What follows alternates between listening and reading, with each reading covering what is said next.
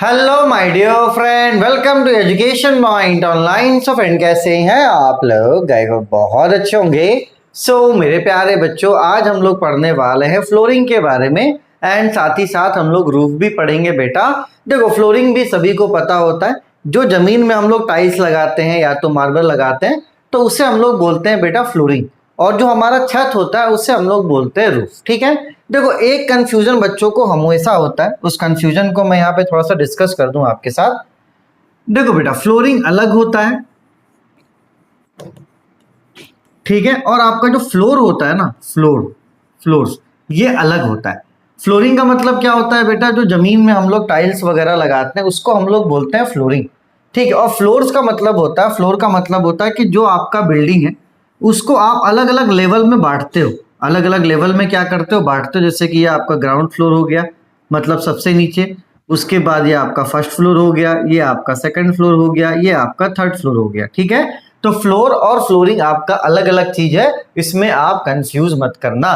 ठीक है। अगर आपसे एग्जाम में कभी फ्लोर्स के बारे में पूछ दे, ठीक है, अगर आपसे एग्जाम में कभी फ्लोर्स के बारे में पूछ दे तो आप वहां पे खुद से लिखना कि ये किसी बिल्डिंग को क्या करता है, अलग अलग लेवल्स में बांटता है। और साथ ही साथ एक आप ड्राइंग बना देना।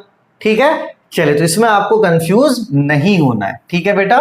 चलिए, फ्लोरिंग का मतलब क्या होता है कि जब हम लोग घर बनाते हैं, ठीक है, तो जो हमारा जमीन जैसा होगा, जैसे यहाँ पे टाइल्स लगा हुआ है ना, गांव में आप जाओगे ना तो देखना मिट्टी का लेप लगा हुआ रहता है, फ्लोर में मिट्टी का लेप लगा हुआ रहता है, तो वो भी मड फ्लोरिंग कहलाता है। ठीक है, वो भी फ्लोरिंग ही कहलाएगा, है ना। मतलब हम लोग अगर अपने फ्लोर को रहने लायक बनाते हैं, ठीक है, चाहे वो मिट्टी से बनाए चाहे टाइल्स से बनाए, बहुत लोग सीमेंट से भी फ्लोर का काम करवाते हैं, तो वो सारी चीजें किस में आएगी बेटा? फ्लोरिंग में ही आएगी। ठीक है। चलिए, तो ये आपके फ्लोरिंग का डेफिनेशन आप लिख लो। ठीक है। अब आते हैं हम लोग टाइप्स ऑफ फ्लोरिंग में।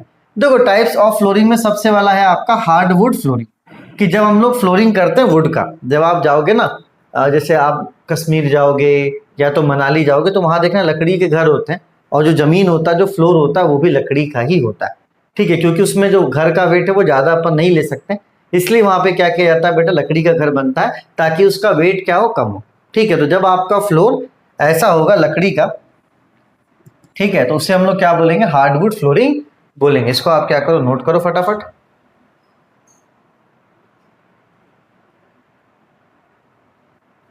चलिए, दूसरा आपका टाइल्स हो गया बेटा, है ना, जो घर में हम लोग टाइल लगाते हैं। देख लो यहाँ पे फिगर मैंने बता दिया है। ठीक है। एक आपका स्टोन फ्लोरिंग भी होता है। ठीक है, एक बड़े बड़े पत्थरों का भी होता है और छोटे छोटे पत्थरों का भी होता है। स्टोन फ्लोरिंग में आपका वही ग्रेनाइट, मार्बल, ये सब स्टोन फ्लोरिंग में आ जाएगा। ठीक है बेटा। मड फ्लोरिंग मैंने आपको बताया ना, जो गांव वगैरह में हम लोग करते हैं ना, लेप लगाते हैं मिट्टी का, तो उसको हम लोग बोलते हैं मड फ्लोरिंग। ठीक है। और ब्रिक फ्लोरिंग क्या होता है बेटा? कहीं कहीं पे देखना कि ऐसे ब्रिक्स को क्या करते हैं? जमा देते हैं। जैसे कि ये ज्यादातर ब्रिक फ्लोरिंग जो होता है ना, ये बाहर हम लोग आउटर में करवाते हैं।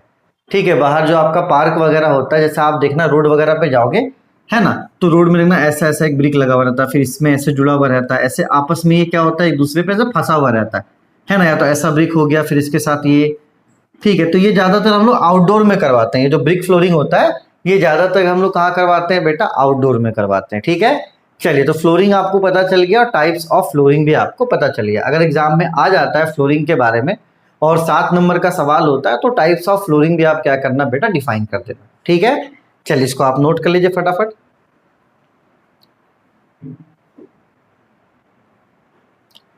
ठीक है बेटा, अब आते हैं रूफ पे। ठीक है, देखो, जो हमारे घर का जो छत होता है, जो टॉप होता है, उससे हम लोग क्या बोलते हैं बेटा? रूफ बोलते हैं, है ना। अगर छत ना हो बेटा तो घर हमारा सुरक्षित नहीं रह सकता, है ना। छत हम लोग इसलिए बनाते हैं ताकि बारिश में भी हमारा पानी ना आ पाए, सनलाइट ना आ पाए, तो उसको हम लोग क्या बोलते हैं बेटा? रूफ बोलते हैं। ठीक है। चलिए, तो टाइप्स ऑफ रूफ में जो सबसे पहला रूफ होता है वो होता है फ्लैट रूफ। देखो, जो नॉर्मली हम लोग जिस घर में रहते हैं ना, लगभग वो फ्लैट रूफ ही रहता है, थोड़ा सा बस स्लोपिंग उसमें रहता है, थोड़ा सा स्लोप रहता है, ताकि जो पानी अगर गिरे तो ये पानी निकल जाए। ठीक है, तो मानकर चलो सिर्फ और सिर्फ 10 डिग्री का क्या होता है? स्लोपिंग होता है ना। 10 डिग्री आपका छत एक तरफ ढाल होता है ताकि जो आपका पानी हो वो कहीं पे जमा ना हो, वो पानी आपका निकल जाए। ठीक है। तो जनरली आप लोग जिस घर में रहते हैं, हम लोग जिस घर में रहते हैं, पूरा नॉर्थ इंडिया जिस घर में रहता है, वो होता है बेटा आपका फ्लैट रूफ। ठीक है, इसको आप क्या कीजिए? नोट कीजिए। ठीक है। अब देखो बेटा, कश्मीर वगैरह में क्या होता है? बर्फ गिरता है। अगर कश्मीर में हम लोग फ्लैट रूफ बना देंगे तो पता चला क्या, जितना बर्फ यहाँ पर आके जमा हो जाएगा। ठीक है, बर्फ तो पानी का ही बना हुआ रहता है ना, बर्फ आपका पानी का ही बना हुआ रहता है। ठीक है, तो वो आपके छत को क्या कर देगा बेटा, वो छत को डैमेज कर देगा। तो जब आप पहाड़ी इलाकों में जाओगे जहां पर बेटा मानकर चलो बर्फ ज्यादा गिरता है ना, जहां पे बर्फ ज्यादा गिरता है, तो वहां पर हम लोग क्या करते हैं, स्लोपिंग रूफ बनाते हैं। क्या बनाते हैं बेटा, स्लोपिंग रूफ। इस तरीके का हमारा छत होता है, स्लोप में होता है ना, जो छत होता है बेटा वो स्लोप में होता है। ठीक है, इस तरीके का स्लोपिंग रूफ इसलिए बनाया जाता है कि अगर बर्फ गिरता है, ठीक है, तो बर्फ क्या होगा, स्लाइड होकर नीचे फिर जमीन पे गिर जाएगा। अगर वहां पे हम लोग आपका फ्लैट रूफ बना देंगे ना, पूरा छत पे क्या हो जाएगा बेटा, बर्फ का लेयर ही जम जाएगा। ठीक है, तो जहां पे बर्फबारी होता है वहां पर इस तरीके का स्लोपिंग रूफ हम लोग यूज करते हैं, ताकि जो बर्फ गिरे वो क्या हो जाए, आपका स्लाइड करके नीचे गिर जाए। ठीक है, तो इसको हम लोग क्या बोलते हैं बेटा, स्लोपिंग रूफ बोलते हैं। ठीक है, इसके अलावा एक होता है कर्व्ड रूफ। ठीक है, स्टेशन वगैरह में आप देखना इस तरीके का कर्व्ड रूफ बनाया जाता है।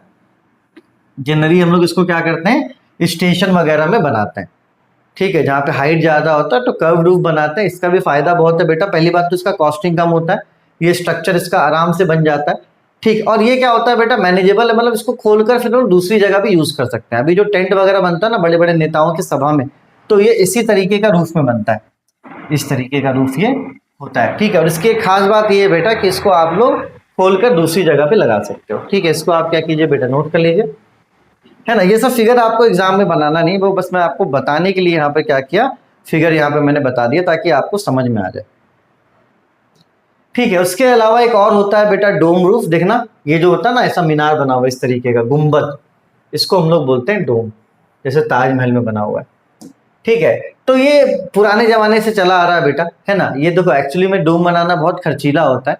ठीक है, अब जिसको देखा जाए तो खूबसूरती की वजह से ये बनाया जाता है ना। बेसिकली मस्जिद वगैरह में यूज होता है, मंदिर वगैरह में भी आप देखोगे तो इस तरीके का जो स्ट्रक्चर है वो यूज होता है। ठीक है, तो ये भी आपके रूफ के अंदर ही आता है। ठीक है, तो 4 टाइप के रूफ मैंने आपको बताए, चारों को आप अच्छे से नोट कर लेना, क्योंकि अगर एग्जाम में रूफ आया तो आपको टाइप्स ऑफ रूफ भी लिखना पड़ेगा, तभी जाके आपको 7 नंबर मिलेंगे। ठीक है, चलिए इसको आप नोट कर लीजिए, अपना नाम आप जरूर कमेंट कर दीजिएगा, है ना। अब अगले क्लास में हम लोग देखते हैं, 2 क्लास और लगेगा, ये पूरा चैप्टर हमारा क्या हो जाएगा बेटा, खत्म हो जाएगा। ठीक है, चलिए तब तक अपने और अपनों का खूब ख्याल रखिए। Take care, bye bye, Tata.